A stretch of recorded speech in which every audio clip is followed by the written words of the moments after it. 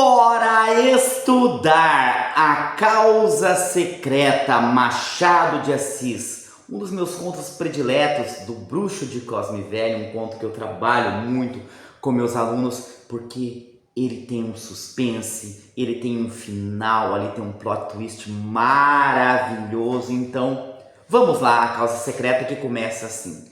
Garcia em pé mirava e estalava as unhas. Fortunato, na cadeira de balanço, olhava para o teto. Maria Luísa, perto da janela, concluía um trabalho de agulha. Havia já 5 minutos que nenhum deles dizia nada. Tinham falado do dia, que estivera excelente, de Catumbi, onde morava o casal Fortunato, e de uma casa de saúde, que adiante se explicará. Como os 3 personagens aqui presentes estão agora mortos e enterrados, tempo é de contar a história sem rebuço. Então nós já temos aí, né, o Machado, ele já começa esse conto colocando, né, pé na porta lá. Então tem numa cena lá 3 personagens, né, Garcia, Fortunato e Maria Luísa. Eles estão já ali uns 5 minutos sem dizer nada, porque aconteceu alguma coisa ali que, né, fez com que eles, né, ficassem ali embaraçados, digamos assim, tá? E fala que eles tinham uma casa de saúde, que vai se explicar depois, e que esses 3 já estão mortos. Então, vamos lá ao conto.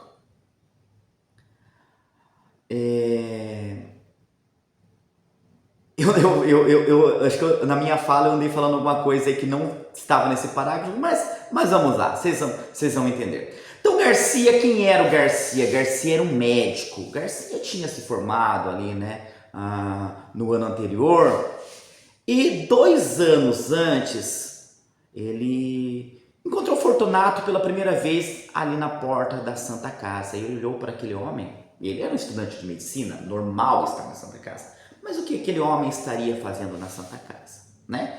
Teria esquecido daquele homem, não fosse alguns dias depois, né, ter visto aquele mesmo homem lá no cinema em São Januário. Eu adoro isso no Machado, que ele vai marcando os pontos e a gente vai conhecendo o Rio, né? Depois, quando a gente vai no Rio, é fantástico, porque ele fala assim, era aqui o teatro, aqui o bairro de São Januário, onde era o teatro. Claro, tem um estádio também em São Januário, onde era o teatro, então, mais ou menos isso.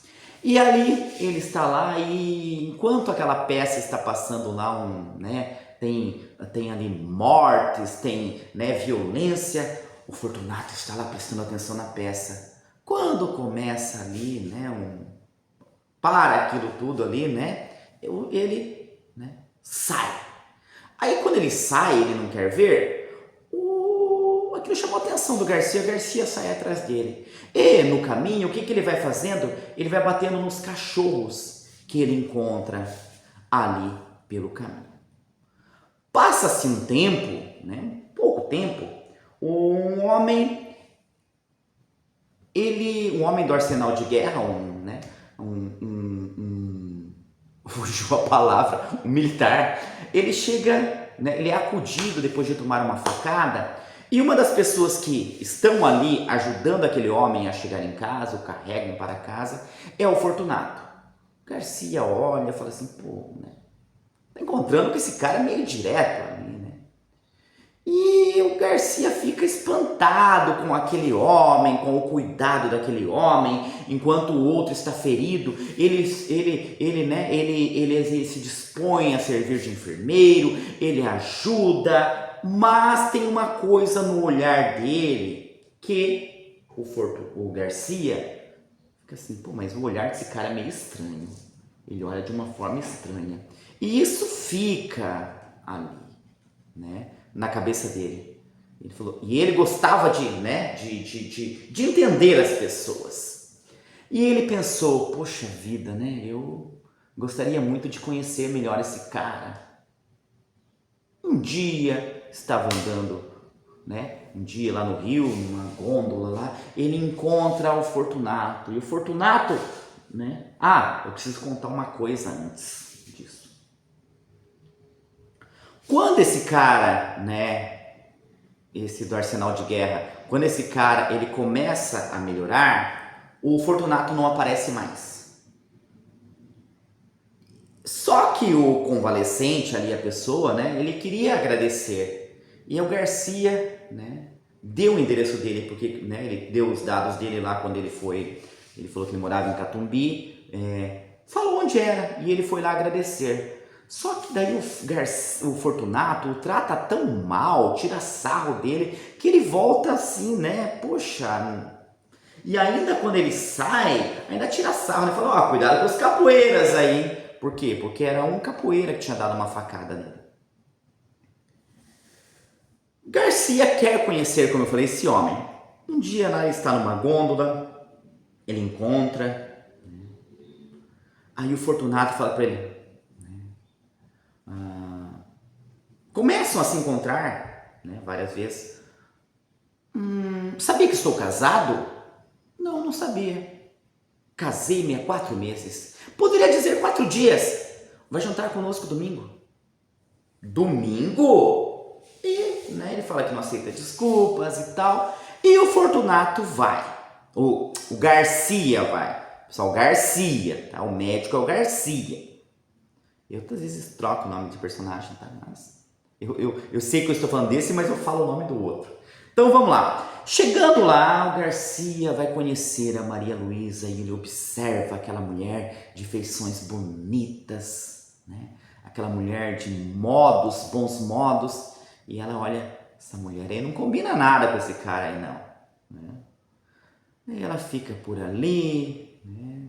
E inclusive ele vai contar, a senhora sabe como que nós nos conhecemos? Aí ele vai contar o caso lá, né? Tem um trecho ali ainda que ele fala, né, que ele foi, nossa, ele foi tão bom enfermeiro lá, que se eu tivesse uma casa de saúde, eu o chamaria para ser meu sócio. Calma, que eu vou falar. Em um momento da conversa, Maria Luísa, o narrador fala isso, que ela descobriu que o marido tinha um coração, ou seja, ela vive com um homem que parece não ter coração, um homem que não tem sentimentos, um homem que é duro. Observa isso. E quando ele fala essa frase, né, de montar uma casa de saúde, o Fortunato fala para ele, tá valendo? Tá valendo o quê? Vamos fundar uma casa de saúde? Não, tava só brincando.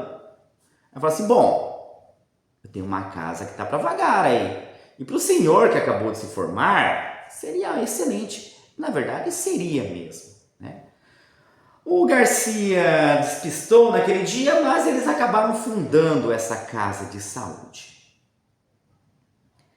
Garcia passa a frequentar a casa de Fortunato, apaixona-se pela mulher de Fortunato, mas segura aquele amor no coração. E a Maria Luísa também não demonstra, né? Se ela sentiu algo por ele, ela não demonstra. Ela também trancou ali. Tá? Então, antes que pense assim, vai ser mais um caso de adultério, né? Aqui o adultério não se consuma. Não se consuma. Estava pensando lá numa cena final, mas não se consuma. O que vai acontecer então?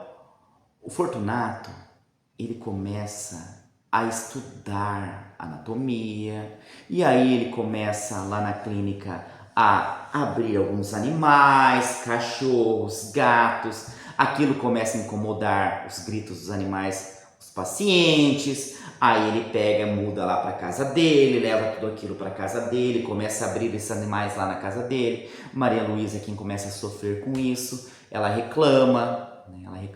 Só que ela não tem como reclamar para o marido. O marido não ia ouvi-la. Ela vai e reclama para o Garcia, né? Reclama para o médico. E o médico, o Garcia, vai e fala com o Fortunato. Fortunato para. Não se sabe se vai fazer em outro lugar, mas para.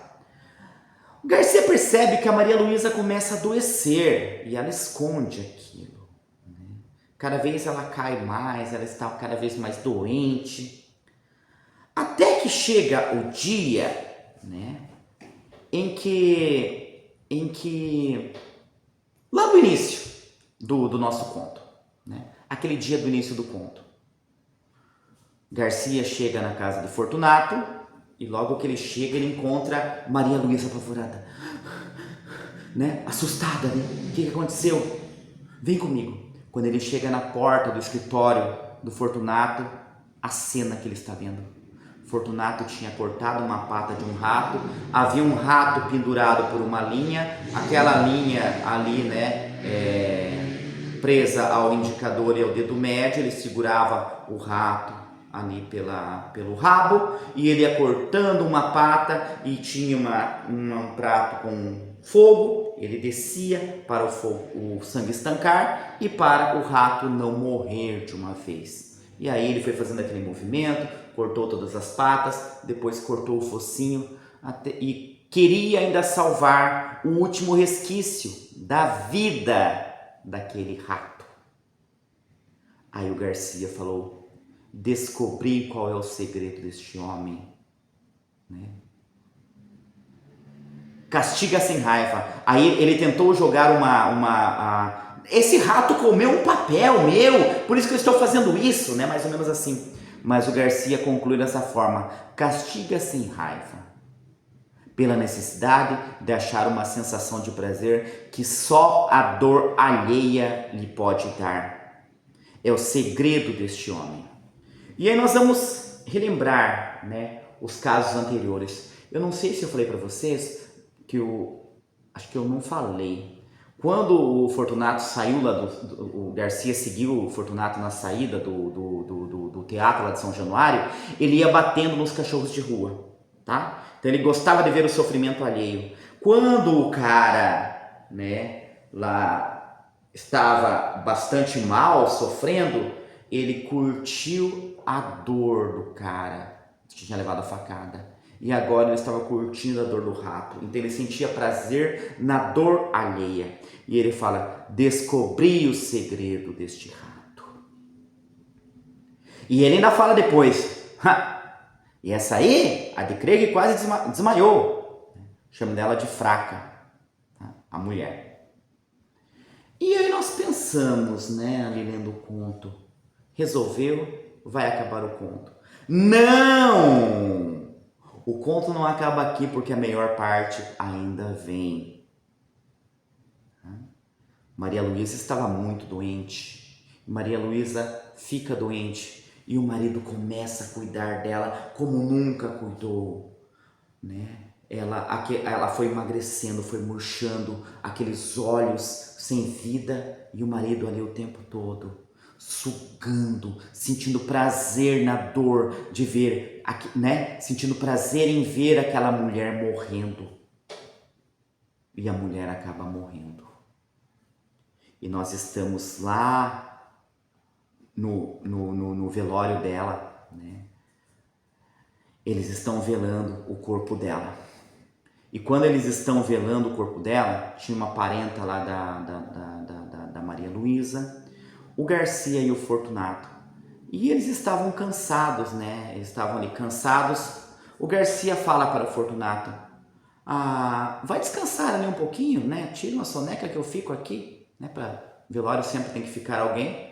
E o Fortunato foi. Mas o Fortunato deitou-se lá no sofá, ficou um pouquinho, né? Cochilou, tirou um cochilo de uns 20 minutos e quis dormir outra vez, mas não conseguiu. E ele levantou. E quando ele chega à porta, né, ele estaca ali, assombrado com a cena que ele vê. E agora vem a cerejinha do bolo do conto, que eu vou ler para vocês, o finalzinho do conto. Garcia tinha se chegado ao cadáver, levantara o lenço e contemplara por alguns instantes as feições defuntas. Depois, como se a morte espiritualizasse tudo, inclinou-se e beijou-a na testa. Foi nesse momento que Fortunato chegara à porta. Estacou assombrado. Não podia ser o beijo da amizade, podia ser o epílogo de um livro adúltero. O epílogo de um livro adúltero. Agora ela morreu, né? Isso aqui pode ser o epílogo daquilo lá. Eles me traíram.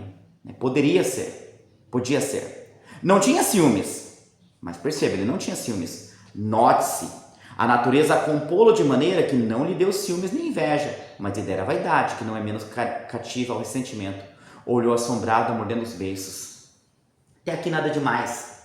Mas agora, no último parágrafo: entretanto, Garcia inclinou-se ainda para beijar outra vez o cadáver, mas então não pôde mais. O beijo rebentou em soluços e os olhos não puderam conter as lágrimas que vieram em borbotões, lágrimas de amor calado e irremediável desespero.